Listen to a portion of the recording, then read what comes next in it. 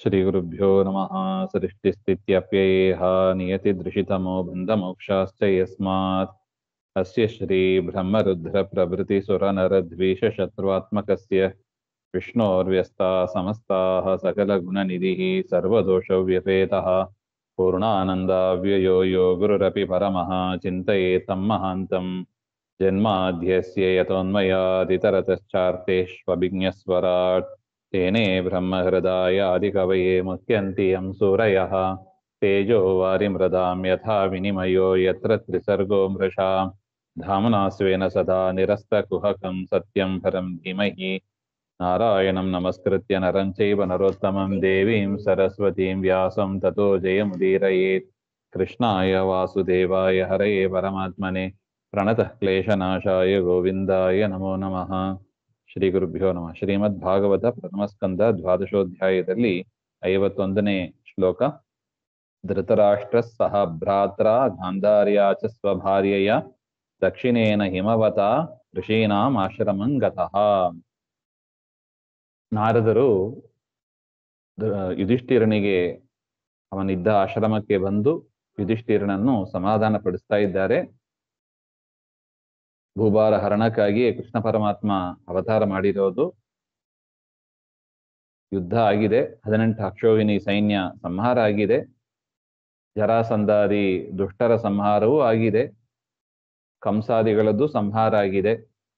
ಅದರಿಂದ ಇನ್ನು ಯದುಕುಲ ನಾಶ ಒಂದು ಆಗಬೇಕಾಗಿದೆ. ಅದಾದ ಕೂಡಲೇ ಪರಮಾತ್ಮ ತಾನು ವೈಕುಂಠಕ್ಕೆ ಹೋಗ್ತಾನೆ. ಪಾಂಡವರೇ, ನೀವು ಕೂಡ ಇಲ್ಲಿರಬೇಡಿ, ವೈಕುಂಠಕ್ಕೆ ಹೋಗ್ರಿ, ಸ್ವರ್ಗಕ್ಕೆ ಹೋಗ್ರಿ ಅಂತ ಒಟ್ಟು ನಾರದರು ಉಪದೇಶ ಮಾಡಿದರು. ಅದಾದ ಮೇಲೆ ಏನ್ ಹೇಳಿದ್ರು ಹಾಗೆಂದ್ರೆ, ಧೃತರಾಷ್ಟ್ರ ಏನ್ ಮಾಡಿದ ಅಲ್ಲಿ? ಧೃತರಾಷ್ಟ್ರ, ಗಾಂಧಾರಿ ಮತ್ತು ಕುಂತಿ 3 ಜನ ಏನ್ ಮಾಡಿದ್ರು? ಹಸ್ತಿನಾವತಿಯಿಂದ ಹೊರಟು ಉತ್ತರ ದಿಕ್ಕಿಗೆ ಬದ್ರಿಕಾಶ್ರಮಕ್ಕೆ ಹೋದ್ರು ಅಂತ ಸ್ಥೂಲವಾಗಿ ನೋಡಿದೀವಿ. ಅಲ್ಲಿ ಏನಾಯಿತು ಅಂತ ಸ್ವಲ್ಪ ವಿವರವಾಗಿ ಹೇಳ್ತಾರೆ. ಧೃತರಾಷ್ಟ್ರ ಗೃಹಾತ್ ನಿರ್ಗಮನ ಕಾಲೇ, ಮನೆಯಿಂದ ಹೊರಟು ಧೃತರಾಷ್ಟ್ರ ಭ್ರಾತ್ರ ಗಾಂಧಾರ್ಯ ಚ ಸ್ವಭಾರ್ಯಯ, ವಿದುರ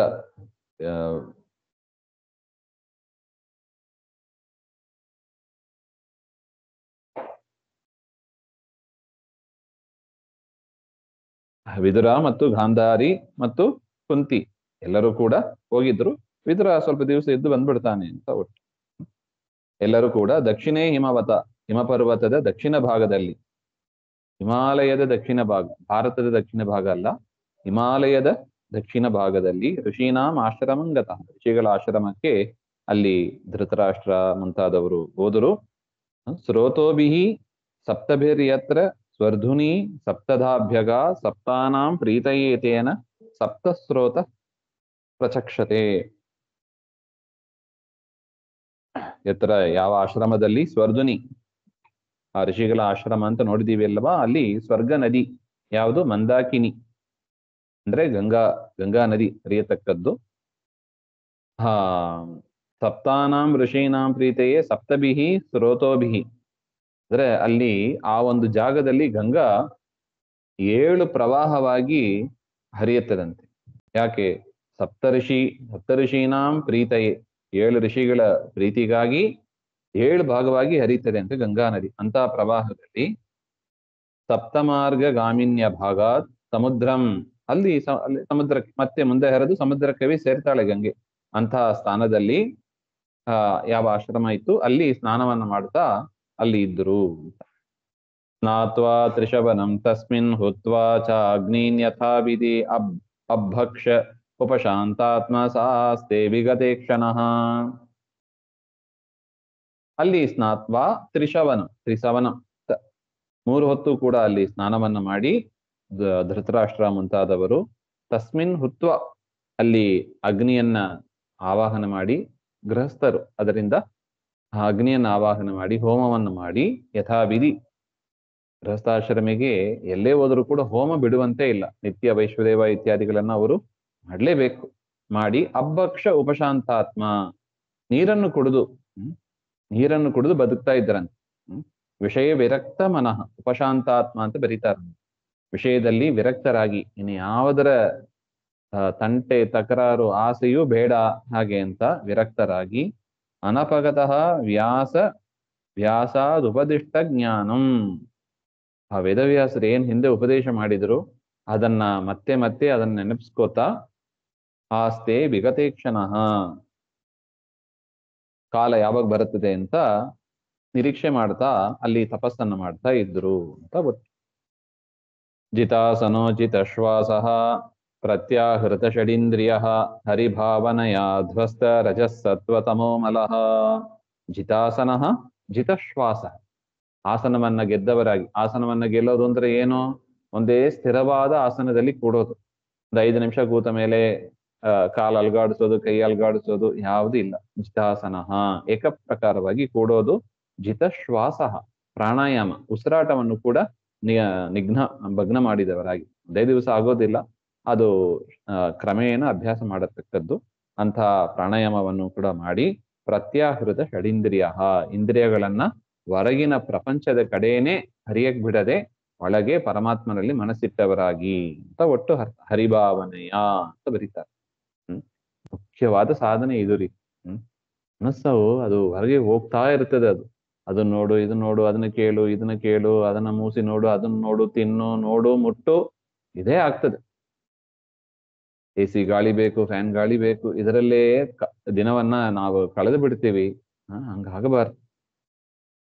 ಆ ವಿಷಯಗಳನ್ನ ಹೊರಗಿನ ಕಡೆ ಕಳುಹಿಸದೆ ಒಳಗೆ ತಿರುಗಿಸಿ ಪರಮಾತ್ಮನ ಕಡೆ ಕಳಿಸ್ಬೇಕು. ಅಂದ್ರೆ ಪರಮಾತ್ಮನ ಧ್ಯಾನಮಗ್ನರಾಗಿ ಅದರಿಂದ ಏನಾಗ್ತದೆ? ಮನಸ್ಸಿನಲ್ಲಿ ಇರತಕ್ಕ ಸತ್ವಗುಣ, ರಜೋಗುಣ, ತಮೋಗುಣಗಳು ನಾಶವಾಗಿ ಬಿಡುತ್ತೆ. ಅಂದ್ರೆ ಕಾಮಕ್ರೋಧಾದಿ ದೋಷಗಳು ಹೊಟ್ಟೋಗುತ್ತದೆ. ಹೊರಗೆ ಇಂದ್ರೆ ಮಾತ್ರ ಏನಾಗ್ತದೆ? ಅದು ಬೇಕು, ನೋಡ್ಬೇಕು ಅಂತ ಕಾಮಕ್ರೋಧಾದಿಗಳು ಜಾಸ್ತಿ ಆಗ್ತಾ ಇರ್ತದೆ. ಹೊರಗೆ ನೋಡಿದಷ್ಟು ಅವ್ರು ಬೇಕು, ಮಕ್ಳು ಬೇಕು, ಅವ್ರು ಬೇಕು, ಅವ್ರಿಗೆ ಚೆನ್ನಾಗಿರ್ಬೇಕು, ಅವ್ರಿಗೆ ಇದಾಗ್ಬೇಕು, ಹೊರಗಿನ ಪ್ರಪಂಚದಲ್ಲೇ ಮುಳುಗಿ ಬಿಡ್ತೀವಿ. ಅದಕ್ಕಾಗಿ ಬಂದಿದ್ದವರು ನೆನಪಿಸ್ಕೊಂಡಿದ್ದೀವಿ ನಾವು. ಇಲ್ಲ, ನಾವು ಬಹಿಸ್ಸಾಧನೆಗೆ ಬಂದಿಲ್ಲ. ಅಂತಃಸಾಧನೆ, ಮನಸ್ಸಿನ ಸಾಧನೆ ಆಗಬೇಕು. ಇಂದ್ರಿಯಗಳನ್ನೆಲ್ಲ ಒಳಗೆ ತರಬೇಕು. ಹೊರಗಿನ ಪ್ರಪಂಚವನ್ನ ಮರೀಬೇಕು, ಮನೆ ಎಲ್ಲವನ್ನು ಮರೀಬೇಕು. ಅಂದ್ರೆ ಸ್ವಲ್ಪ ಹೊತ್ತಾದ್ರೂ ಇರ್ಬೇಕು ಈ ತರ ಅಂತ ಒಂದ್ ದಿವಸದಲ್ಲಿ ಹರಿಧ್ಯಾನ ಪರರಾಗಿ ಒಂದ್ ದಿವಸಕ್ಕೆ 10 ನಿಮಿಷ ಅದನ್ನ ಹೆಚ್ಚು ಮಾಡ್ತಾ ಹೋಗ್ಬೇಕು. 20 ನಿಮಿಷ, 30 ನಿಮಿಷ, 1 ತಾಸು. ಆಮೇಲೆ ಕಣ್ಬಿಟ್ಟು ಹೆಚ್ಚಾದ್ಮೇಲೆ ಮನೆ ಕೆಲಸ ಇದ್ದೇ ಇರ್ತದೆ, ಮಾಡ್ಕೊಂಡು ಹೋಗೋಣ. ಮನೆ ಕೆಲಸ ಬಿಡಿ ಅಂತ ಹೇಳ್ತಾ ಇಲ್ಲ, ಆದ್ರೆ ದಿವಸ ಒಂದು ಸ್ವಲ್ಪ ಹೊತ್ತಾದ್ರೂ ಮಾಡಿ. ಪ್ರಪಂಚವನ್ನು ಮರೆತು ಕಣ್ಣು, ಕಿವಿ, ಮೂಗು ಎಲ್ಲವನ್ನು ಮುಚ್ಚಿ ದೇವರಲ್ಲಿ ಮನಸ್ಸಾಕಿ ಆ ದೇವರ ಗುಣಚಿಂತನೆ ಮಾಡಬೇಕು. ಆ ರೀತಿಯಾಗಿ ಮಾಡಿದ್ವಿ. ಆಗ ಏನಾಗ್ತದೆ? ರಜೋಗುಣ, ತಮೋಗುಣ ಎಲ್ಲ ನಾಶವಾಗ್ತದೆ. ಮನಸ್ಸಿನಲ್ಲಿರೋ ಕಾಮಕ್ರೋಧಾದಿಗಳು ನಾಶವಾಗ್ತದೆ. ಅವ್ರಂಗ್ ಮಾಡಿದರಂತ. ವಿಜ್ಞಾನಾತ್ಮನಿ ಸಂಯೋಜ್ಯ ಕ್ಷೇತ್ರಜ್ಞೆ ಪ್ರವಿಲಾಪ್ಯತಂ ಬ್ರಹ್ಮಣ್ಯಾತ್ಮಾನಂ ಆಧಾರೆ ಘಟಾಂಬರಮಿವಾಂಬರೇ. ಎಲ್ಲ ಇಂದ್ರಿಯಗಳನ್ನು ಕೂಡ, ಇದು ದೇಹ ಬಿಡುವ ಸಂದರ್ಭ ಇದು ಅವ್ರದ್ದು. ಅದರಿಂದ ಎಲ್ಲ ಲಯ ಚಿಂತನೆ ಮಾಡಿದರು ಅಂತ.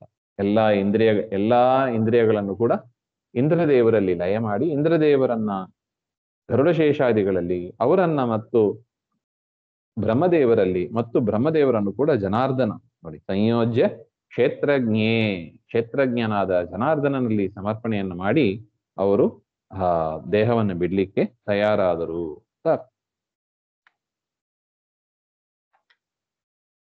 ಧ್ವಸ್ತಮಾಯ ಗುಣೋದ್ರೇಕೋ ನಿರುದ್ಧ ಕಾರಣಾಶಯ ನಿವರ್ತಿತಾ ಕಿಲಾಹಾರ ಆಸ್ತೆ ಸ್ಥಾನುರಿವಾಧುನಾ ತಸ್ಯಾಂತರಾಯೋ ನೈವಾಭೂತ್ ಸನ್ಯಸ್ಥ ಕಿಲ ಕರ್ಮಣಃ. ಧ್ವಸ್ತಮಾಯ ಗುಣೋದ್ರೇಕ, ಕಾಮಾದಿ ರೂಪವಾದ ಏನು ಉಪದ್ರವಗಳು ಇದೆ ಅದು ಯಾವುದೂ ಕೂಡ ಉತ್ಪನ್ನವಾಗದೆ ಆ ಮಾಯೆ ಅದನ್ನ ಪರಮಾತ್ಮನಲ್ಲಿ ಮನಸ್ಸಾಕಿದ್ರೇನೆ ಆಗೋದು. ಬೇರೆ ಹೊರಗಿನ ಪ್ರಪಂಚನೇ ನೋಡ್ತಾ ಇದ್ರೆ ಅದು ಇನ್ನು ಬೆಳೀತಾ ಇರ್ತದೆ.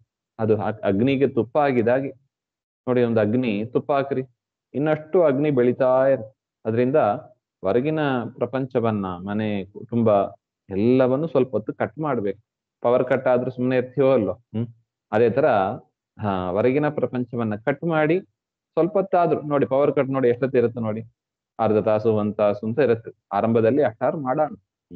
ಹೊರಗಿನ ಪ್ರಪಂಚವನ್ನ ಕಟ್ ಮಾಡಿ ಯಾವ ಚಿಂತನೆ ಮಾಡದೆ ದೇವರಲ್ಲೇ ಚಿಂತನೆ ಮಾಡಬೇಕು. ಈ ರೀತಿಯಾಗಿ ಮಾಡಿ ನಿರುದ್ಧ ಕಾರಣಾಶಯ, ಮನಸ್ಸನ್ನ ಹರೈಹಿ ಸ್ಥಾಪಿತ ಹರೌ ಸ್ಥಾಪಿತ ಅಂತ ಬರೀತಾರೆ. ಪರಮಾತ್ಮನಲ್ಲಿ ಇಟ್ಟು ನಿವರ್ತಿತ ಕಿಲಾಹಾರ, ಎಲ್ಲಾ ಭೋಗವನ್ನು ಕೂಡ ಬಿಟ್ಟು ಆಸ್ತೆ ಸ್ಥಾನುರಿವಾದನ, ಅಚಲವಾಗಿ ಕಂಬದಂತೆ ಇದ್ರು ಅಂತ. ಕಂಬ ನೋಡಿ ಏನ ಅಲ್ಗಾಡ್ತದ ನೋಡಿ, ಇಟ್ರ ಹಾಗೆ ಇರುತ್ತೆ, ಅದೇ ತರ ಅಲ್ಗಾಡದೆ ಇದ್ರು. ಆ ರೀತಿಯಾಗಿ ಪರಮಾತ್ಮನನ್ನು ಧ್ಯಾನ ಮಾಡ್ತಾ ಇದ್ರು. ಸಸ್ಯಾಂತರಾಯೋ ನೈವಾಭೂತ್, ವೇದವ್ಯಾಸರ ಕೃಪೆಯಿಂದ ಅವರಿಗೆ ಯಾವ ವಿಘ್ನಗಳು ಆಗಿಲ್ಲ. ಇದ್ದಕ್ಕಿದ್ದಾಗಿ ಶರೀರ ಆರೋಗ್ಯ ತಪ್ಪೋದು ಅಥವಾ ಹಸಿವು ಬಾಯಾರಿಕೆ ಅಂತ ಏನಾದ್ರು ಬಂದ್ಬಿಡೋದು, ಯಾವ ತೊಂದರೆ ಆಗ್ಲಿಲ್ಲ. ವೇದವ್ಯಾಸರ ಅನುಗ್ರಹದಿಂದ ಅದು ಆಯಿತು ಅಂತ. ಸನ್ಯಸ್ತ ಅಖಿಲ ಕರ್ಮಣ, ಎಲ್ಲ ಕರ್ಮದ ಆಸೆಯನ್ನು ಕೂಡ ಬಿಟ್ಟವರಾಗಿ ಪರಮಾತ್ಮನಲ್ಲಿ ಚಿಂತನೆ ಮಾಡ್ತಾ ಇದ್ರು.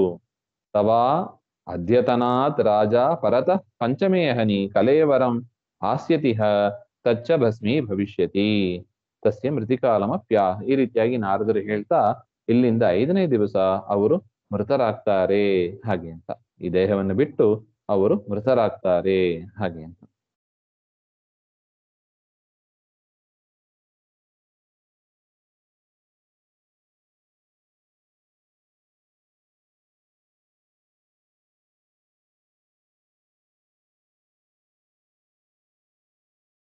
ಅಂದ್ರೆ ಕಲೇವರಂ ಹಾಸ್ಯತಿ, ಭವಿಷ್ಯತ್ ಕಾಲವನ್ನ ಹೇಳ್ತಾ ಇದ್ದಾರೆ. ಭಸ್ಮಿ ಭವಿಷ್ಯತಿ ಹಾಗೆ ಅಂತ. ಈ ರೀತಿಯಾಗಿ ನಾರದರು ವಿದ್ವಾಂಸರು ಅದಕ್ಕೆ ಇದೇ ಪ್ರಮಾಣ ನೋಡಿ, ಮುಂದೆ ಆಗ್ಲಿಕ್ಕಿರೋದನ್ನು ಕೂಡ ಹೇಳ್ತಾರೆ. ಭಸ್ಮಸಾತ್ ಅಭೂತ್ ಅಂದ್ರೆ ಅದೇನಾಗಿತ್ತು ಅಂದ್ರೆ 5 ದಿನ ಹಿಂದೆ ಅದ್ ಭಸ್ಮವಾಗಿತ್ತಂತೆ. 5 ದಿನ ಹಿಂದೆ ಭಸ್ಮವಾಗಿತ್ತು. ಅದನ್ನ ನಾರದರು ಈಗ ಹೇಳಿದ್ರು ಹಾಗೆ. ಅಂದ್ರೆ ಏನಾಯ್ತು, 5 ದಿನ ಹಿಂದೆ ಕಾಡುಗಿಚ್ಚು ಧ್ಯಾನ ಮಗ್ನರಾಗಿ ಧೃತರಾಷ್ಟ್ರ, ಗಾಂಧಾರಿ ಮತ್ತು ಕುಂತಿ ಅವರು ತಮ್ಮ ದೇಹವನ್ನು ಬಿಟ್ರು ಅಂತ. ದಹ್ಯಮಾನೆ ಅಗ್ನಿ ಬಿರ್ದೇಹೆ ಪತ್ಯು ಪತ್ನಿ ಸಹೋಟಜೆ ಬಹಿಸ್ಥಿತ ಪತಿಂ ಸಾಧ್ವಿ ತಮಗ್ನಿಂ ಅನುವೇಕ್ಷ್ಯತಿ ತರ್ಹಿ ಗಾಂಧಾರ್ಯಾಹ ಕುಂತ್ಯಾಹ ಚ ಆನಯನಾಯ ಗಮಿಷ್ಯಾಮಿ. ಸರಿ, ಧೃತರಾಷ್ಟ್ರ ಈ ರೀತಿಯಾಗಿ ದೇಹವನ್ನು ಬಿಟ್ರು ಅಂತ ಹೇಳ್ತೀರಿ, ಗಾಂಧಾರಿ ಕುಂತಿ ಇರಾರಲ್ಲ, ಅವ್ರನ್ನ ಕರ್ಕೊಂಡ್ ಬರ್ಲಿಕ್ಕೆ ಹೋಗ್ತೀನಿ ಹಾಗೆ ಅಂತ ಯುಧಿಷ್ಠಿರ ಹೇಳಿದ್ರೆ, ಅದಕ್ಕೆ ನಾರದರು ಹೇಳ್ತಾರೆ, ಅಗ್ನಿ ಗಾರ್ಹಪತ್ಯಾದಿಭಿಹಿ, ಗಾರ್ಹಪತ್ಯ ಮುಂತಾದ ಅಗ್ನಿಯಿಂದ ಸಾಧ್ವಿಯಾದ ಇವರು ಸಹೋಟಜೆ ಪರ್ಣಶಾಲಾ ಸಹಿತವಾಗಿ ಅವ್ರ ಪತ್ನಿಯು ಅಂದ್ರೆ ಗಾಂಧಾರಿಯು ಕೂಡ ಪರ್ಣಶಾಲೆಯಲ್ಲೇ ಇದ್ದರು. ಅವರು ಕೂಡ ಆ ಅಗ್ನಿಯಲ್ಲಿ ಕಾಡ್ಗಿಚ್ಚ ಇದರಲ್ಲಿ ಗಾರ್ಹಪತ್ಯ ಅಂತ ಅಗ್ನಿ, ಅದರಲ್ಲಿ ಅವರು ಕೂಡ ಭಸ್ಮೀಭೂತರಾದರು. ಅದರಿಂದ ಧೃತರಾಷ್ಟ್ರ ಗಾಂಧಾರಿ ಇಬ್ರು ಕೂಡ ಹೋದ್ರು. ಇನ್ನು ಕುಂತಿದೇವಿ ಇದ್ದಾಳ ಹಾಗೆ ಅಂದ್ರೆ ಸಾಧ್ವಿ ಶಬ್ದೇನ ಕುಂತ್ಯಪಿ ಗ್ರಾಹ್ಯ ಪತಿಂ ಅನ್ವಗ್ನಿಂ ವೇಕ್ಷತಿ ಪ್ರಾವಿಶತ್.